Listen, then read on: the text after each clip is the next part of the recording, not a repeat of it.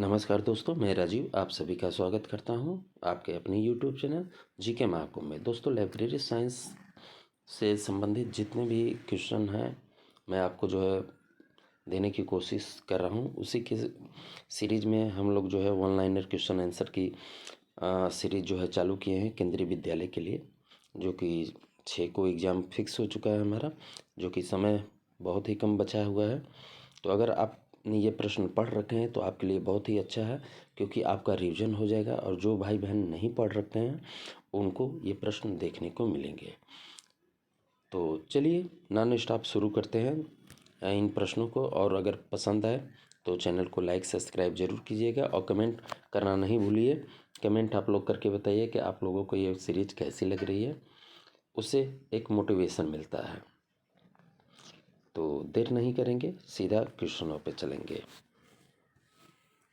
पहला क्वेश्चन आज का है, डीआरटीसी की स्थापना कब हुई थी? 1962 में। अगला प्रश्न, मैं एक एक प्रश्न नहीं वो करूँगा ताकि आपका समय जो है कम लगे। डीआरटीसी का मुख्यालय कहाँ स्थित है? बेंगलुरु में है। डीआरटीसी किस प्रकार का संस्थान है? तो भारतीय सांख्यिकी संस्थान है।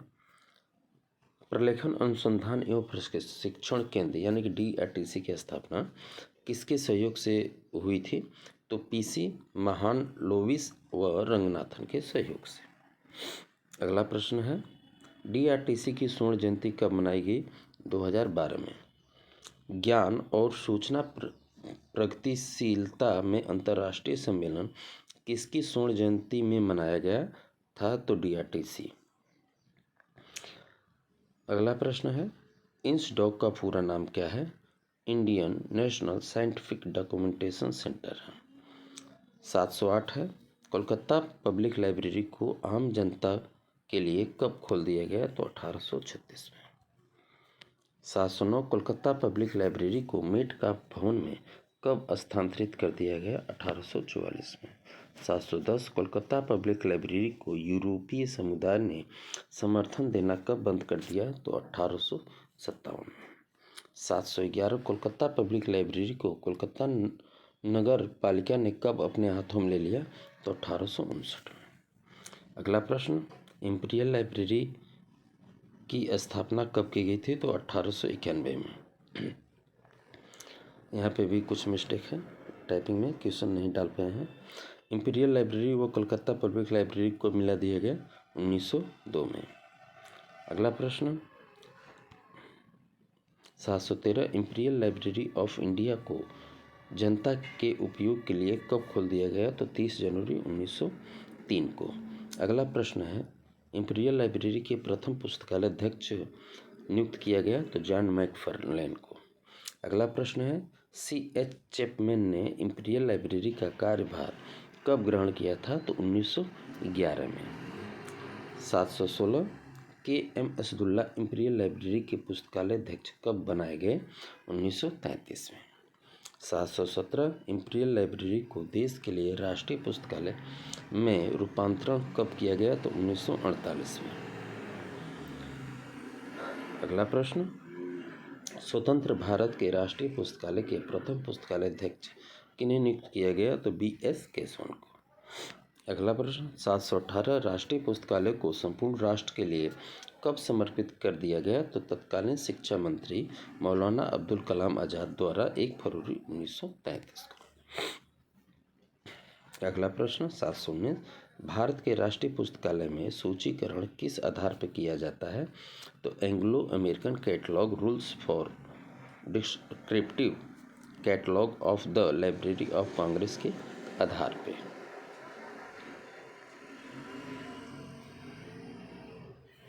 अगला प्रश्न, भारत के राष्ट्रीय पुस्तकालय में प्रलेख के वर्गीकरण के लिए उपयोग किया जाता है? तो DDC। अगला प्रश्न, 721, राष्ट्रीय पुस्तकालय में ज्ञान एवं सूचना के संबंध में प्रभारी प्रचार के लिए ग्रंथ सूची विभाग की स्थापना कब की गई थी? 1951 में। अगला प्रश्न, मॉडल यूनियन लाइब्रेरी एक्ट कब पारित किया गया? 1951 में। अगला प्रश्न है, डॉक्टर S.R. रंगनाथन का मॉडल लाइब्रेरी एक्ट कब बना? तो 1930 में, संशोधन 1972 में। अगला प्रश्न, शिक्षा मंत्रालय का मॉडल पब्लिक लाइब्रेरी बिल कब पारित किया गया? 1963 में। 724 model public library and information services act कब बना? 1889 में। अगला प्रश्न, इंपीरियल लाइब्रेरी का प्रथम भारतीय पुस्तकालय अध्यक्ष कौन बना था? हरिनाथ। अगला प्रश्न, भारत के पुस्तकालय संसाधन सहभागिता नेटवर्क की शुरुआत किस पंचवर्षीय योजना में होना बताया गया? तो 7वीं पंचवर्षीय योजना में। 727 भारत के शोध प्रबंध का ऑनलाइन इलेक्ट्रॉनिक भंडार है। यह इनफ्लिब नेट द्वारा स्थापित किया गया है, जिसमें करीब 90 से अधिक विश्वविद्यालय जुड़ चुके हैं। तो शोध गंगा। 728 उच्च शिक्षा इलेक्ट्रॉनिक संसाधनों के लिए कंसोर्टियम है। तो ई शोध सिंधु। अगला प्रश्न, इनफ्लिब नेट का पूरा नाम क्या है? तो इंफॉर्मेशन एंड लाइब्रेरी नेटवर्क। अगला प्रश्न, इनफ्लिब नेट की स्थापना कब हुई थी? तो 1991 में। अगला प्रश्न, इनफ्लिब नेट की स्थापना कहाँ की गई? तो गुजरात विश्वविद्यालय के परिसर में, अहमदाबाद में। अगला प्रश्न है, डेल नेट का पूरा नाम क्या है? तो डेवलपिंग लाइब्रेरी नेटवर्क। अगला प्रश्न है, डेल नेट की स्थापना कब की गई? तो 1988 में। अगला प्रश्न है, एक समझौते की शर्तों के उल्लंघन, अतिक्रमण या किसी अन्य की अपेक्षा बौद्धिक संपदा के अधिकारों के उल्लंघन के रूप में जाना जाता है। उल्लंघन। अगला प्रश्न है, WIPO यानी कि विपो माफ कीजिए, कहाँ स्थित है? तो जिनेवा में है। अगला प्रश्न है, बौद्धिक संपदा अधिकार कौन सा स्रोत है? तो ये प्राथमिक स्रोत है। अगला प्रश्न है, भारत के पुस्तक का कॉपीराइट समाप्त हो जाता है तो लेखक की मृत्यु के 60 वर्ष के उपरांत। अगला प्रश्न है, बौद्धिक संपदा अधिकार में क्या शामिल है? तो कॉपीराइट, लॉ, पेटेंट, ट्रेडमार्क। अगला प्रश्न, बर्न सम्मेलन का संबंध है कॉपीराइट से। अगला प्रश्न है, WIPO यानी कि विपो का पूरा नाम क्या है? तो वर्ल्ड इंटेलेक्चुअल प्रॉपर्टी ऑर्गेनाइजेशन। अगला प्रश्न है, प्रलेखों के अभिलेखीकरण हेतु स्थानिक अभिलेखागार के समक्ष इस समय सर्वाधिक महत्वपूर्ण समस्या कौन सी है? तो कॉपीराइट समस्या। अगला प्रश्न है, डेलनेट कब पंजीकरण किया गया? तो डेलनेट सोसाइटी के रूल में सोसाइटी पंजीकरण नियम 1960 के अंतर्गत पंजीकृत किया गया। अगला प्रश्न है, भारत का पहला सक्रिय पुस्तकालय नेटवर्क कौन सा है? तो डेलनेट है। अगला प्रश्न है, 744 उत्पत्ति की दृष्टि से इंफॉर्मेशन शब्द किससे बना है? तो फॉर्मेटिया अथवा फार्मा शब्द से। अगला प्रश्न है, सूचना साक्षरता शब्द किसने दिया? तो पॉल ज़ुकरबर्ग ने दिया। यहाँ पे कुछ किसने कहा है वो मैं डाल दिया हूँ डायरेक्ट। सूचना समाज शब्द जो है प्रतिपादित किया था जे मार्टिन ने। सूचना हस्तांतरण शब्द जो है प्रतिपादित किया था तो बीसमैन ने। सूचना पुनर्प्राप्ति, इंफॉर्मेशन रिट्रीवल, केल्विन मोर्सन ने दिया था। संदर्भ साक्षरता, मार्गरेट हिचन्स ने दिया था। सूचना एक उत्पाद और प्रक्रिया दोनों है, जे मार्टिन ने कहा था। पेपरलेस सोसाइटी वर्ल्ड शब्द जो है FW लंकास्टर ने दिया था।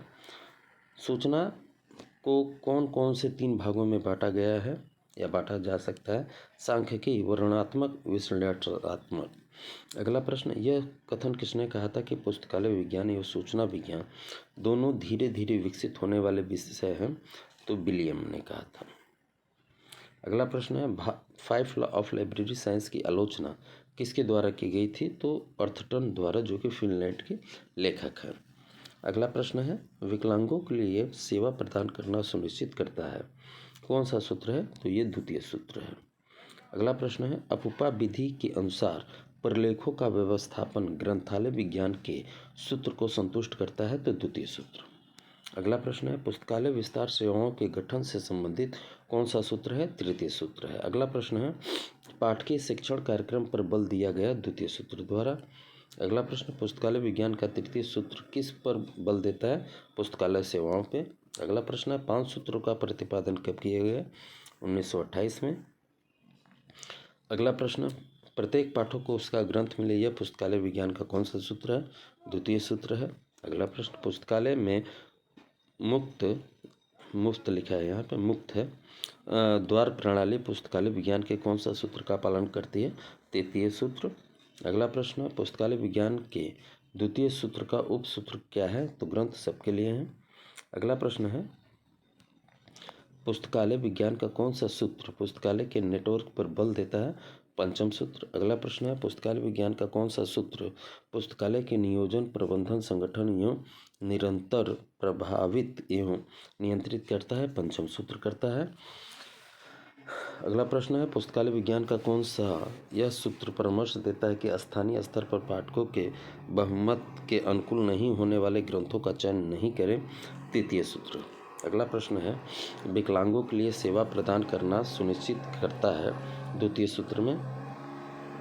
अगला प्रश्न है, ग्रंथों में विज्ञान के 5 सूत्रों में से किसमें ग्रंथालय अधिनियम की आवश्यकता पर बल दिया गया? द्वितीय सूत्र में। अगला प्रश्न, प्रत्येक ग्रंथ को उसका पाठक मिले, यह पुस्तकालय विज्ञान का कौन सा सूत्र है? तो यह तृतीय सूत्र है। माफ़ कीजिएगा, यहाँ पर नॉइस बहुत ज़्यादा रहती है क्योंकि हाईवे है यहाँ पे। अगला प्रश्न है, पुस्तकालय विज्ञान के किस सूत्र में पुस्तकालय के शिशु विकास एवं वयस्क, ये व्यस्त लिखा है, वयस्क है, विकास की चर्चा की गई है? तो पंचम सूत्र में। अगला प्रश्न है, 771 पुस्तकालय विज्ञान के पंचम सूत्र के अनुसार पुस्तकालय वर्धनशील क्या है? तो ऑर्गेनाइजिम है। अगला प्रश्न, पुस्तकालय के पुस्तकों के प्रत्याहरण की आवश्यकता पुस्तकालय विज्ञान के 5 सूत्रों में से किस सूत्र में की गई है? तो पंचम सूत्र में की गई है। अगला प्रश्न है, पुस्तकालय विज्ञान का कौन सा सूत्र पुस्तकालय में उपलब्ध ग्रंथों को पाठकों की दृष्टि में लाने का अधिकार देते हैं? तो तृतीय सूत्र। अगला प्रश्न है, भारत में ग्रंथालय एवं सूचना नीति के लिए समिति कब बनाई गई थी? तो 1985 में। अगला प्रश्न है, सूचना की कमी का कारण क्या है? तो अनिश्चितता है। अगला प्रश्न है, सूचना का अर्थशास्त्र का विशेषज्ञ किसे कहा जाता है? तो D.N. मार्शल को कहा जाता है। अगला प्रश्न है, पुस्तकालय विज्ञान के 5 सूत्र किसके द्वारा दिए गए? तो डॉक्टर S.R. रंगनाथन। अगला प्रश्न है, बुक्स आर फॉर ऑल पुस्तकालय विज्ञान का कौन सा लॉ पूरा करता है? तो सेकंड लॉ। अगला प्रश्न है, सूचना के संसार में सबसे बड़ा अवरोधक क्या है? तो भाषा है। अगला प्रश्न है, सूचना संपन्न राष्ट्र ही संपन्न राष्ट्र होता है, तो सामाजिक आर्थिक क्षेत्र में? अगला प्रश्न है, 681 वृद्धि की एक स्तर पर किसी वस्तु की परिमाणिकतम वृद्धि कहलाती है? तो 4 घातांकीय वृद्धि। अगला प्रश्न है, ज्ञान की कौन सी विशेषता होती है? तो ज्ञान अनंत होता है, ज्ञान स्वतंत्र होता है और ज्ञान सतत होता है। अगला प्रश्न है, जिस सेवा के अंतर्गत ग्रंथालय एवं सूचना केंद्रों में उपयोक्ताओं को उनकी वांछित सूचना सामग्री उपलब्ध कराई जाती है, वह सेवा लाती है? तो सूचना सेवा। अगला प्रश्न है, वर्तमान सूचना युग में सूचना को क्या माना जाता है? तो संसाधन माना जाता है। अगला प्रश्न है, 785 सूचना पद का प्रयोग किसके लिए किया जाता है? तो डाटा, इन्फॉर्मेशन तथा नॉलेज के लिए। अगला प्रश्न है, J.H. सेरा के अनुसार सूचना के कितने प्रकार बताए हैं? तो 6 प्रकार। अगला प्रश्न है, G.T. मीरचंदानी द्वारा सूचना को कितने प्रकार में विभक्त किया गया है? तो 6 प्रकार में। अगला प्रश्न है, सूचना का नज़दीकी पर्याय कौन सा होता है? तो विचार, आंकड़े, तथ्य। अगला प्रश्न है, सूचना का सर्वाधिक उपयोग किस तरह किया जाता है? किसके द्वारा किया जाता है? तो शोधकर्ताओं द्वारा। अगला प्रश्न है, सूचना की प्रकृति को समझने हेतु सूचना के अधिगम किसके द्वारा दी गई? तो विसिंग और न्यूलिंग के द्वारा। अगला प्रश्न है, यह सीमा से परे सूचना की वृद्धि क्या कहलाती है? तो सूचना विस्फोट कहलाती है। एक प्रबंध यह सीमा से परे सूचना की वृद्धि कहलाती है सूचना विस्फोट। अगला प्रश्न है, पुस्तकालय शब्द का प्रयोग पहले किस में किया गया? तो 1974 ईस्वी में ऑक्सफोर्ड डिक्शनरी में। अगला प्रश्न है, लाइब्रेरी शब्द की उत्पत्ति किस भाषा से हुई है? तो यह लैटिन भाषा के लाइबर जिसका अर्थ है पुस्तक। सूचना क्या है? सूचना जो है ऐसे आंकड़े जिनका प्रयोग निर्णय लेने के लिए किया जाता है। अगला प्रश्न है, बड़ौदा रियासत में प्राथमिक शिक्षा को अनिवार्य किसके द्वारा कब कर दिया गया? कब कर दिया गया? तो सियाजी राय गायकवाड़ तृतीय ने 1907 में।